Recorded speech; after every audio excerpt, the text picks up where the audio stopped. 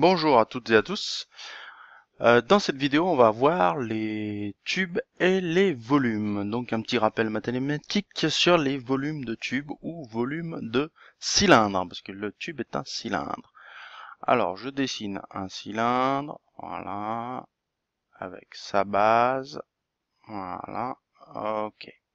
Voilà, donc le cylindre, il a deux caractéristiques. D'une première, c'est la section du disque, la section du disque qui compose sa base, et la hauteur du cylindre. La hauteur du cylindre. Et ben en fait le calcul est assez simple pour calculer le volume contenu dans le cylindre. Le volume c'est la section fois la hauteur. Voilà, tout simplement. Donc la section on l'a déjà vu dans des vidéos précédentes, section intérieure d'un tube. Donc on va voir appliquer au tube. Voilà, hop, tac. Et puis là, c'est en pointillé. Voilà. Donc je vais avoir, donc on a vu, j'avais une section intérieure et une section extérieure. Section intérieure et section extérieure. Section intérieure est ici, et section extérieure est ici. Maintenant le volume, donc là ça va nous donner le volume, parce que si on a la hauteur, c'est un peu la tour de Pise là, on va la nommer longueur, parce qu'on parle de longueur de tube, pas de hauteur de tube, longueur de tube. Donc on en déduit le volume intérieur, donc ça va être en fait le volume d'eau dans le tube, ou le volume de fluide, c'est la section intérieure fois la longueur de tube. Et la section extérieure, ça va être le volume de fluide plus le volume de cuivre, donc ça va être volume extérieur égale section extérieure fois la longueur de tube. Voilà. Donc ça, le volume extérieur, en fait, ça va nous permettre de connaître le volume de cuivre dans mon tube. Parce que le volume de cuivre, en fait, on l'a vu, on vient de le dire, c'est le volume extérieur moins le volume intérieur. Voilà ce qu'il faut retenir sur les volumes. Oups. Comme ce qu'il faut retenir sur les formules concernant les volumes de tube. Par contre, une chose très très importante, là j'insiste, c'est super important quand on va faire des calculs, quand on utilise cette formule que le volume, alors que ce soit intérieur ou extérieur, peu importe, c'est la section fois la longueur, il est très important de faire attention aux unités. C'est-à-dire que la section, si elle est exprimée en millimètres carrés, il faut que la longueur soit exprimée en millimètres pour qu'on puisse trouver un volume en millimètres cubes. Sinon, ça ne fonctionne pas. Si vous multipliez des millimètres carrés par des mètres, vous obtiendrez rien du tout. Donc ça, c'est très très très important. Très important ça. Bien faire attention, souvent on oublie de faire les conversions. Donc bien faire les conversions parce que les longueurs de tube on les exprime en mètres, donc il faudra les convertir en millimètres avant de les multiplier par la section qui est la plupart du temps en millimètres carrés, pour trouver un volume en millimètres cubes qu'on pourra convertir ensuite en litres. Les conversions on connaît, donc ça posera pas de souci. Alors pour illustrer tout ça, on va faire un exemple.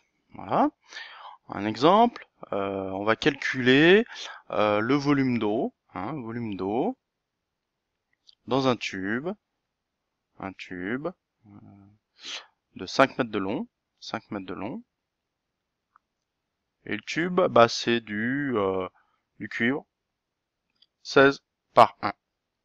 Donc qui dit 16 par 1, donc ça dit diamètre extérieur, souvenez-vous, et épaisseur. Donc on en déduit le diamètre intérieur, qui est égal au diamètre extérieur, je rappelle, un petit rappel, moins 2 fois l'épaisseur. Donc ça fait 16 moins 2 fois 1, égale 14.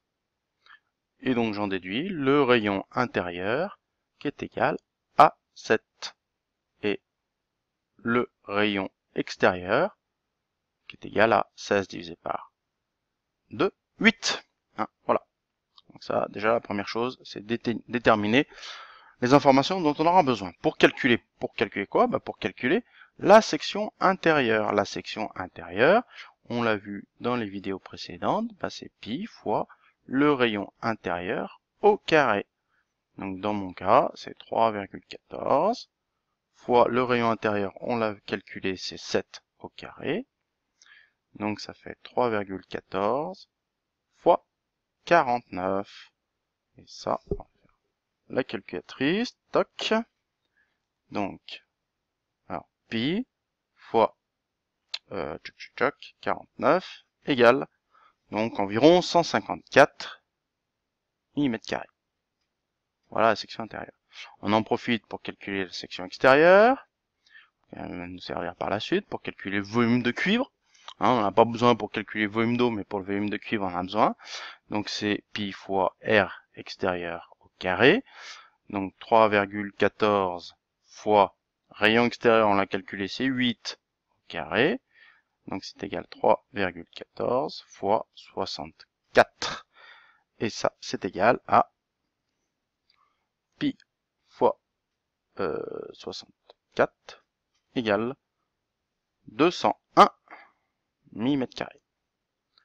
201 mm². Alors, la longueur c'est 5 mètres. 5 mètres, donc on va convertir tout de suite en millimètres, puisqu'on ne peut multiplier que des millimètres carrés par des millimètres. Donc ça fait 5000 millimètres. 5000 millimètres.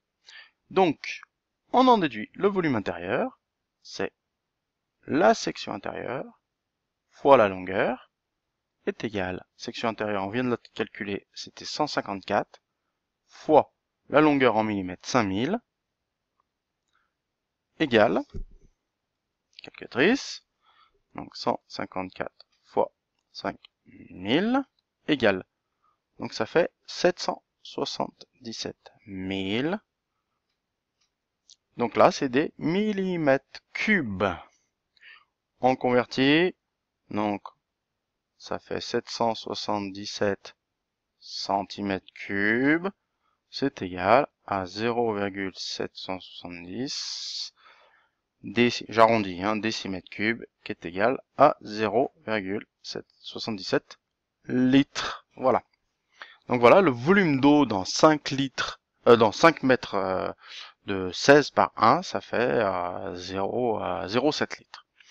Maintenant, le volume de cuivre. Pour calculer le volume de cuivre, donc on a besoin de la section intérieure, c'est-à-dire du volume extérieur. Donc le volume, j'espère que vous arrivez à suivre. Donc on a calculé ce résultat. On a la longueur, donc le volume extérieur, c'est la section extérieure fois L, c'est-à-dire on a calculé 201 mm² fois 5000, c'est la longueur en millimètres.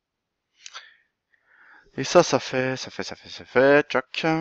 Alors 201 fois 5000, ça fait 1 million 5000.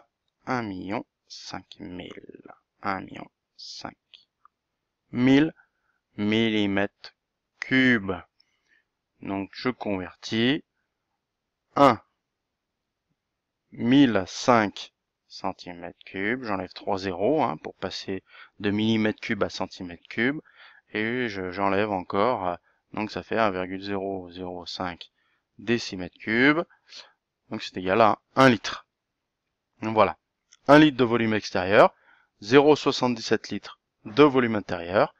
Donc mon volume de cuivre est égal au volume extérieur moins volume intérieur, c'est égal à 1 litre moins 0,77, c'est-à-dire 0,23 litres de cuivre.